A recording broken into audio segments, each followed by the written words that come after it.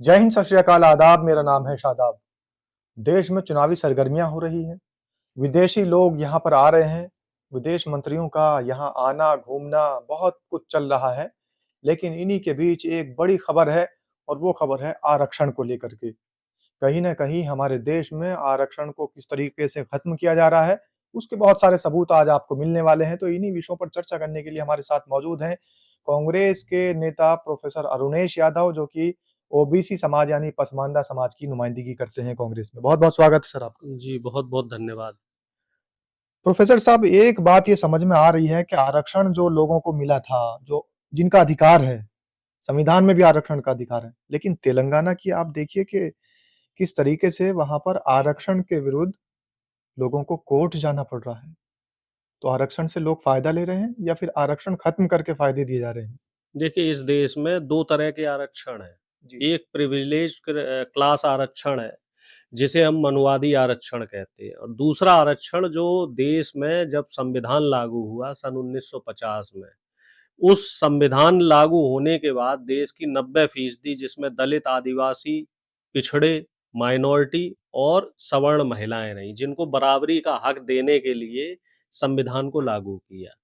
तो अब जो प्रिविलेज क्लास आरक्षण है, जो मनवादी आरक्षण है, उसको कहीं भी लागू करने में वो घोषित तरीके से भी है और अघोषित तरीके से भी है। सुप्रीम कोर्ट में 90% जज उन्हीं के हैं, मीडिया में 90% लोग उन्हीं के हैं, जुडिस और ये बिजनेस जो आप देखो ना, टॉप बिज़नेस क्लास क्लास में। बिजनेस, सब में वही लोग हैं। आईएएस की जो लॉबी देखो तो वहां पे भी वही लोग हैं। अब हम आ जाते हैं ईडब्ल्यूएस आरक्षण पे। तो जब ईडब्ल्यूएस आरक्षण प्रधानमंत्री मोदी ने लागू किया तो आपने देखा होगा कि तुरंता फुरंता बिल्कुल 48 घंटे में वो आरक्षण लग गया। किसी को कोई दिक्कत नहीं हुई, ना हाई कोर्ट को, ना सुप्रीम कोर्ट को, ना संसद को, ना ब्यूरोक्रेसी को, कहीं कोई दिक्कत नहीं हुई।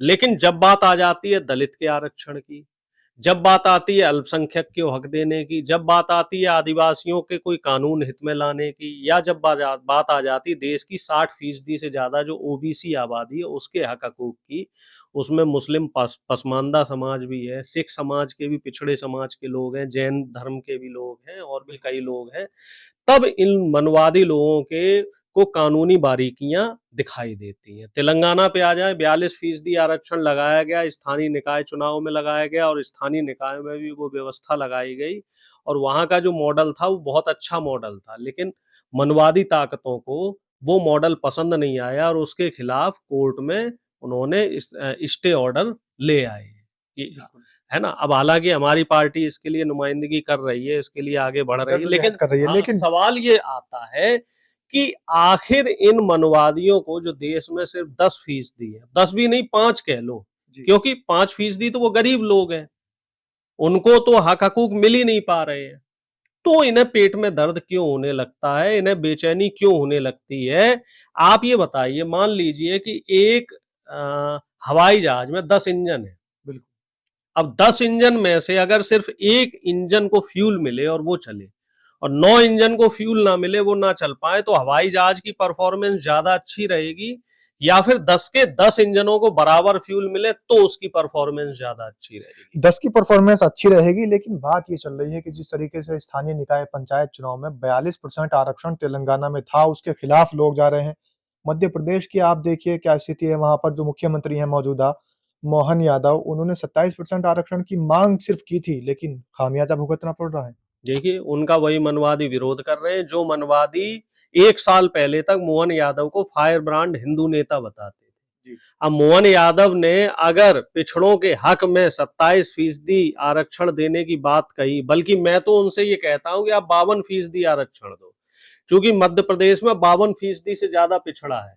आप 52% दे दो, बुरे तो आप 27 दे के भी बनोगे, बुरे आप 52 भी दे के बनोगे, लेकिन आपका नाम इतिहास में दर्ज हो जाएगा, जैसे कि मध्य प्रदेश में अर्जुन सिंह जी का नाम दर्ज है कि 14% आरक्षण अर्जुन सिंह की देन है।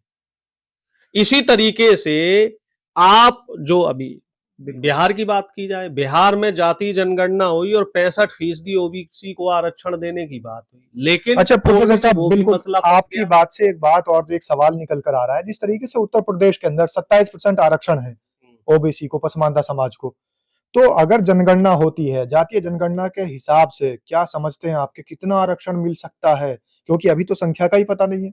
27% आरक्षण मिला हुआ है उत्तर प्रदेश में ओबीसी समाज को। देखिए, मैं ये मान के चलता हूँ कि यूपी में जो पिछड़ा समाज है, वो 50 से 60% है। इसमें जो 18% लगभग जो मुस्लिम बोलते हैं ना, तो उस 18 में से 13-14% मुस्लिम पसमानदा समाज का है। क्योंकि अब वो कहते हैं ना, आपके यहाँ शेख हो गए, कुरैशी हो गए, पठान हो गए, इनको छोड़ दो, बाकी सारे तो पसमानदा है।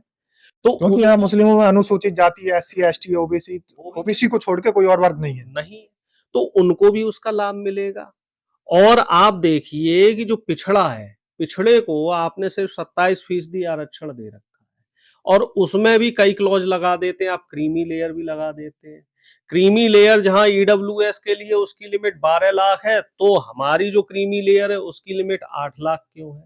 और हर 5 साल में क्रीमी लेयर रिव्यू होती है। जब आपने इनकम टैक्स की सीमा बढ़ा के 12 लाख कर दी है, तो क्रीमी लेयर की सीमा आप 2017 के बाद से कोई रिव्यू क्यों नहीं कर रहे हो? उसकी सीमा बढ़ा के आप 12 लाख क्यों नहीं कर रहे हो? और उसमें चल अचल संपत्ति भी शामिल क्यों कर रहे हो? कृषि की आय उसमें नहीं होनी चाहिए, और आपका जो वेतन है वो उसमें नहीं होना चाहिए, जो एज पर लॉ है।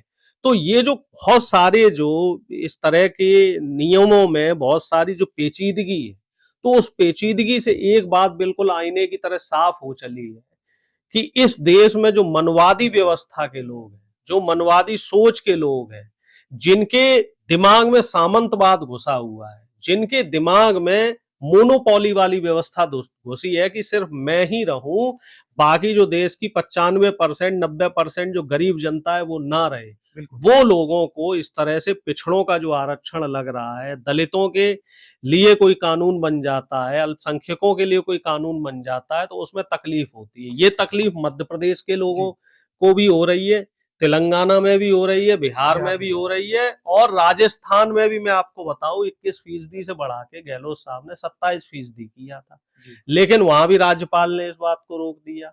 ऐसे ही झारखंड में भी पिछड़ों का आरक्षण बढ़ा के 27% किया, तो वहां भी बीजेपी ने टांग अड़ा दी। तो हर जगह बीजेपी टांग क्यों अड़ा रही है? प्रोफेसर साहब, हर जगह बीजेपी टांग अड़ा रही है। आप बात कर रहे हैं राजस्थान की, मध्य प्रदेश की, आप बात कर रहे हैं बिहार की, तेलंगाना की, लेकिन उत्तर प्रदेश की अगर हम बात करें, आपने जैसे मध्य प्रदेश में कहा 52%, 60% आरक्षण मिलना चाहिए, तो आबादी के हिसाब से जिसकी जितनी संख्या भारी उसकी उतनी हिस्सेदारी, तो हिस्सेदारी तो इसका मतलब उत्तर प्रदेश में बिल्कुल नहीं मिल रही है। 27% में ना के बराबर है। और यूपी में मैं एक बात और मैं आपसे साफ कराना चाहता हूँ, मैं एक मिनट, यूपी में कम से कम जो पसमानदा समाज है, पिछड़ा और अति पिछड़ा समाज है, अत्यंत पिछड़ा समाज है, 60% से कम नहीं है।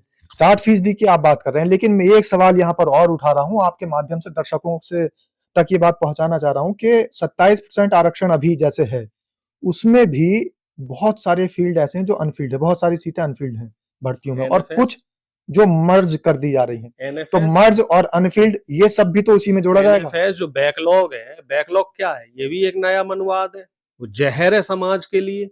युवाओं को इंटरव्यू में आप रिजेक्ट कर देते हो, एनएफएस कर देते हो, तो सब जगह तमाम जो उत्तर प्रदेश की भर्तियां हैं, वहां पे 27% वैकेंसी ओबीसी के लिए नहीं आ रही है, जबकि ईडब्ल्यूएस को 10% से ज्यादा नियुक्तियां दी जा रही हैं। जो उनका कोटा है, कोटे से भी ज्यादा उनको फायदा दिया जा रहा है। अब आप कट ऑफ पे आ जाओ, तो ओबीसी की कट ऑफ कई जगह ईडब्ल्यूएस से भी ऊपर है और कई जगह जनरल क्लास से ऊपर है।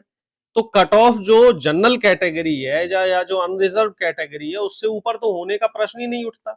जिसकी भी कट ऑफ अनरिजर्व से ऊपर है, तो वो ऑटोमेटिकली अनरिजर्व में आ जाता है। लेकिन मनवादी सोच के लोगों ने ये मान के चला है कि अगर कोई व्यक्ति ओबीसी का है तो उसको नौकरी ओबीसी में ही मिलेगी, अगर चाहे उसके नंबर कितने भी ज्यादा। ये फिर सीटें अनफील्ड क्यों नजर आ रही हैं जब 27% जा रही है?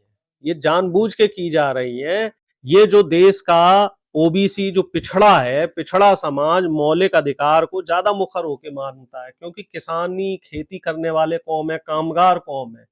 तो कामगार कौम जब अपने हक के लिए लड़ रही है, ये डॉक्टर बन रहे हैं, इंजीनियर बन रहे हैं, अधिकारी बन रहे हैं, तो मनवादियों की जो सीना है उस पे सांप लौट रहे हैं। लेकिन प्रोफेसर तो मनवादी लोग इन पिछड़ी जाति के लोगों को मुख्य धारा से दूर करना चाह रहे हैं। प्रोफेसर साहब, लोग बाग जब इस बात को पूछेंगे, लोग सवाल करेंगे, जागरूकता फैलेगी, सरकार के पास तो आंकड़ा होगा कि आपकी सीटें तो अनफील्ड हैं, आपकी सीटें तो इसीलिए मर्ज की जा रही है कि ओबीसी समाज तो इसके फायदा ले नहीं पा रहा है, तो ओबीसी समाज फायदा को नहीं, जितनी वो एनएफएस किया जा रहा है। एक सोची समझी ताकत और साजिश है। साजिश है, और उस साजिश के तहत जो पिछड़े काबिल युवा हैं उनको अयोग्य घोषित कराया जाता है।